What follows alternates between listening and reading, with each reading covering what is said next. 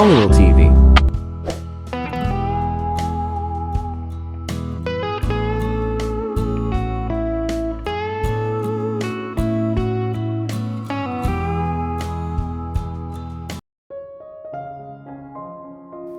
You've been working for how long again? Tanong nito. Pasalamat ito at ipinagdidikdikan sa kanya ng lola niya ang kagandahang asal at ang pagkilos na katulad ng isang profesional. Kung hindi, baka nairapan na niya ito. Hello? Nasa resume ko kaya iyon na ayan, hawak-hawak mo. Hindi yata ang lola mo nag-uulyanin kundi ikaw. Almost 5 years. Magtatatlong taon na ako sa Golden Years Home at bago iyon ay 2 pang nursing homes ang pinasukan ko. Sa halip ay malumani na sigot niya. Bakit sa mga matatanda ka nag-specialize? I mean, caregiving is not exclusive to the elderly, right? Pwedeng sa sino mang may sakit, kahit bata. Why are you concentrating on old people? Dahil base sa karanasan ko, sila ang mas nangangailangan ng pag-aaruga at kalinga. Sila rin ang mas mahirap ihanap na mag-aalaga. Dahil kalimitan ay makukulit sila, mahirap kausap, at kahit yata santo ay mapapainit nila ang ulo. Are you saying you are more patient than saint? Nahimigan niya ang sarkasmo sa tinig nito. Wala akong sinabing ganun, sir. Huminga siya ng malalim at saka siya nagbilang habang ng 10. Sa kung anong dahilan ay antipatiko ang dating nito sa kanya. Para kasing ang trato nito sa kanya ay desperado siyang makapagtrabaho dito, gayong kabaligtaran ng tunay ng sitwasyon. He needed her more than she needed him. Sa totoo lang, gusto niyang sabihin dito na ito yata ang makapagpapapiga sa pasensya ng santo. But you just said, masyado kang literal. What I meant was, old people are very hard to take care of. As such, it is more difficult to find people to look after them. Iyon lang. Pero ikaw, kaya mo silang pagpasensyahan, ganon? Medyo sanay ako sa kanila. Paano mo nasabi yun? Kasi, napahinto siya sa pagsasalita. Hello, Aling Emotera, huwag kang sabihin mag-e-emote ko naman. Naramdaman kasi niya ang pagpihit na ng daluyan ng hangin. Kilalang kilala niya ang senyales na iyon. Naghahanda na para mag-exercise ang mga tear ducts niya. Naiinis siya sa kanyang sarili. Pambihira naman kasi. Ilang taon na nakalilipas mula nang lisanin ng lola niya ang mundong ibabaw, pero kapag naaalala niya ito, ay inaalihanan pa rin siya ng matinding pagnanais ng umalngal. Tama bang gawin niya yun sa harap ng taong pinag-a-apply niya ng trabaho? Mukhang ang duda na ito sa kakayahan niya. Emotan pa niya? I'm waiting for your answer. Halatang naiinip na wika nito. I'm waiting for a thunderbolt to strike you, anya sa isip. Kasi ako nag-alaga sa lola ko bago siya namatay. 2 taon siyang naratay dahil sa cancer.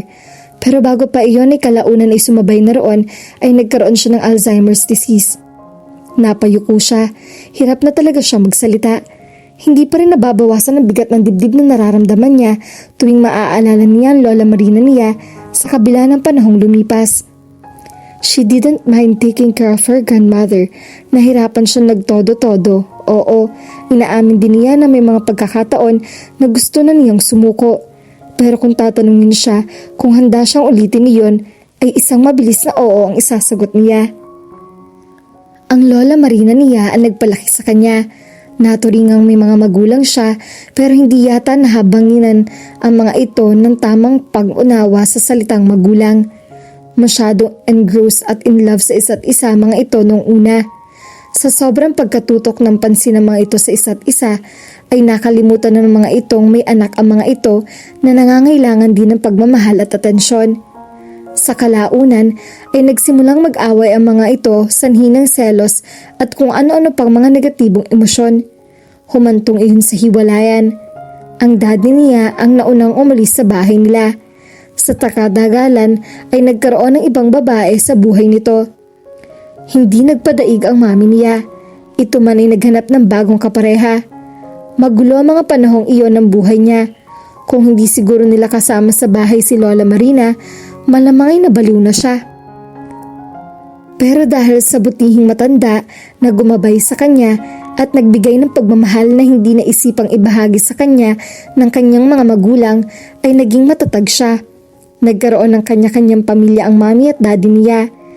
Manaka-naka ay nakakabalitaan niya ang mga ito. Pero ang huling pagkakataong nakasama niya mga ito nang sabay silang ilibing ang Lola Marina nila. Mahal na mahal niya ang lola niya kaya hindi na siguro siya dapat magtaka kung bakit tuwing nasagi ito sa alaala niya ay napapaiyak siya. Dangan nga lang at hinihingi ng pagkakataon na huwag siyang maging madrama. Alam ko kung gaano siya kahirap alagaan. Kahit nga mahal ko siya ay may mga pagkakataong gusto ko siyang hambalusin ng walis.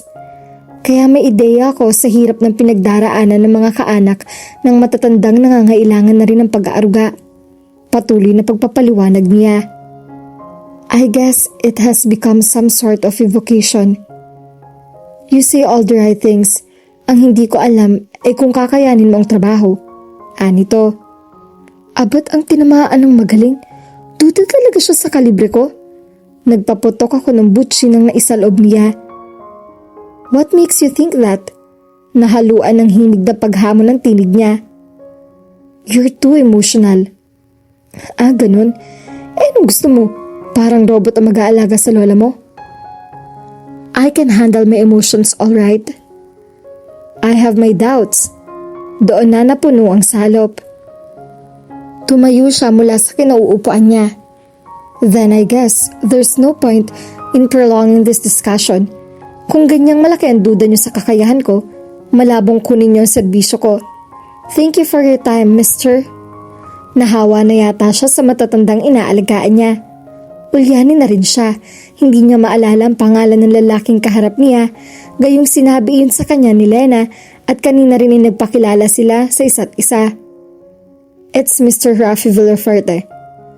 Have a good day, Mr. Ralph Villaferte. Like I said, you're too emotional. Naudlot ang nakaambang na pagtungo niya sa pinto dahil sa sinabi nitong iyon. Naghahanap pa talaga ito ng away? Binalingan niya ito. Maybe I am, but that is not going to be my concern or your concerns since I won't be working for you. Itinuloy na niya ang paglalakad. Ilang metro lamang ang layo ng pinto mula sa kinatatayuan niya pero sa tingin niya ay pagkahaba-haba ng lalakarin niya. Hawak na niya ang doorknob na biglang, Rose, ikaw nga ba yan, ha? Sa ikalawang pagkakataon ay naudlot ang pag-alis niya. Napabaling siya sa nagsalita. Isang matandang babae ang tumambad sa kanya at nasa akto ito ng paghato ng dyaryo sa kasama nito na halatang pumipigil dito sa paglalakad. Bitawan mo nga ako, pasitang utos nito sa kasama nito. Lula, baka madapa kayo. Katwiran ang pumipigil dito. Pasensya na. Kuya, hindi ko mapigilan si Lula. Binatukan ako Iwinasiwas sa matandang babae ang braso nito na pigil-pigil ng babaeng kasama nito. Rose, mabutit nagbalik ka, sabi ng matandang babae. Sa gawin niya ay nakatingin ito. Lumingali nga siya. Sino bang tinutukoy nito? May multo ba sa likuran niya? Wala naman kasi siyang ibang nakikitang tao roon maliban sa kanila ni Ralph at ang kasama ng matanda. Lola, hindi siya si Rose. Si Ralph ang nagsalita. Nilapitan nito ang matandang babae at ito na ang humawak sa braso nito. He, anong palagay mo sa akin? Nag-uulyanin? Kilala ko si Rose. Noon pa'y sinasabi ko na sa'yo na babalik siya, hindi ba? Oh, tama ako. Nagmamalaki pa ang matandang babae. Hindi po bumalik si Rose. Bea ang pangalan niya at nandito siya para maging bagong tagapag-alaga niyo. Malumanay na paliwanag ni Ralph. Nag-iba ang ekspresyon ng matandang babae. Parang nagulumihanan ito. Ano? Teka, masakit sa ulo. Sinapon nito ang sentido. Lola, okay lang po ba kayo? Hindi siya nakatiis. Nilapitan niya ito. Nag-angat ito ng paningin at tinitigan siya. Hindi kita kilala. Kapag kuwan ay sabi nito. Ako po si Bea. pagpapakilala niya sa sarili. Ako naman si Lola Tansy. Anastasia ang pangalan ko, pero Tansy ang tawag sa akin ng malalapit sa akin. Sana ay maging malapit ka rin sa akin, Hana. Opo, sagot na lamang niya. Inabot nito ang pisngi niya. Muntik na siyang mapauklo. May mga pagkakataon na rin kasi na sampalan nagiging kasunod ng ganoong pagsapo sa kanyang pisngi. Pero sa halip na sampal ay masuyong haplos ang iginawad sa kanya ng matandang babae. Salamat at bumalik ka, Rose. Ang akala ko ay tuluyan mo ng kinalimutan ng apo ko. Mahal na mahal ka niya. Akala mo ba? Sabi nito. Napatingin siya kay Ralph. Sino si Rose? Lola, hindi nga siya si Rose. Pagtatama ni Ralph sa lola nito. Tantanan mo nga ang panlilin lang sa akin, Ralph. Bulyaw na matandang babae sa apo nito. Hindi pa ganun kalala ang pagiging makakalimutin ko para hindi ko matandaan si Rose. Bakit ba niloloko mo ako? Hindi ko kayo niloloko. Niloloko mo ako. Niloloko mo ako. Sa tingin niya ay nakaamba ng maging hysterical ang matandang babae. Lola, wala pong nanloloko sa inyo. Malumanay na paliwanag niya rito kasabay ang pag-akbay niya rito. Ang mabuti pa ho maupo muna tayo at magkwentuhan. Nakuha naman niya ang reaksyong gusto niyang makuha. Kumalma ito. Gusto mo ng kape? Tanong nito. Sige po, magkape tayo. Pagpayag niya. Halina kayo. Inalalayan niya ito sa paglalakad. Tumingin siya kay Ralph para itanong dito kung saan niya dadalhin ang lola nito. Right this way, sabi nito bago siya makapagtanong. Mabuti't mabilis ang pick up nito. Nahinuhan nito ang tanong na hindi niya maisantinig kung saan niya dapat dalhin ang lola nito. Isang maliwalas na lanay ang hinantungan nila. Iginiya niya si Lola Tansy patungo sa naroroong tumba-tumba. At inalalayan niya ito sa pag-upo at iniayos niya ang throw pillow na naroroon para maging mas maginhawa ang pagkakaupo nito. Hi Rose, salamat at hindi pa rin kumukupas ang kabaitan mo. Usal nito. Pumikit ito habang inuugoy nito ang sarili. Ilang sandali lang ang lumipas ay tila nakatulog na ito. She's asleep, sabi ni Ralph. Itinapat nito ang hintuturo sa mga labi nito. Pahiwatig iyon na huwag siyang maingay. Kapag kuwan ay nilisan nito ang lanay. Hindi naman siya ipinanganak na kapos sa pangunawa kaya naiintindihan niya ang dapat niyang sundin nito. Paglabas ay inutusan ni Ralph ang babaeng kasama kanina ni Lola Tansy na magtungo sa lanay. Thank you for that, sabi ni Ralph sa kanya nang dalawa silang nalamang na naiwan. Walang anuman. Sorry kung nakuha mo ang impresyon na wala akong bilib sa'yo. Naiintindihan ko. Sanay na akong ganun ang reaksyon. Sagot niya. It seems I've made a mistake. Hindi kita dapat pinagdudahan. What do you mean? It means I'm way too protective of my grandmother. It's understandable. Saka mas mabuti nang masyadong protective kaysa wala kang pakialam sa kanya. Huminga ito ng malalim kapag kuwanay natahimik ito. I think I should go. Saad niya na mukhang balak nitong hintayin ang pagguho ng mundo bago ito muling magsalita. No, don't. Mabilis na pigil nito sa kanya. Bakit? If you're still interested in working for me, you're hired. I am? Hindi niya inaasahan iyon. Bigla rin ay nagdalawang isip siya. Gusto pa ba niya magtrabaho rito? Bakit? Ayaw mo na ba ngayong nakita mo na ang lola? Tanong nito. Of course not. It's just that kung okay lang sa'yo, I want to do this on a temporary basis. At least until we see how things work. Okay, that's reasonable. Iyon din sana ang imumungkahi ko. Good. Kailan ako magsisimula? Bukas, kung pwede. Tomorrow, it is then. Teka, sino nga pala si Rose? Kagyat na nagkaroon ng lambong ang mukha nito.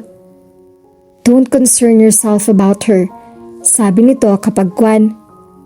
But I need to know, napagkakamalan ni Lola na ako siya. Kailangan magkaroon man lang ako ng idea tungkol sa kanya. We'll talk about Rose later. Iyon ay kung kakailanganin pang pag-usapan natin siya. For now, let's just forget about her, okay? Naantig ang kuryosidad niya, pero kahit kating-kati na siya mag-usisa, ay nagpigil siya. Okay, sabi na lamang niya. Nagpaalam na rin siya rito.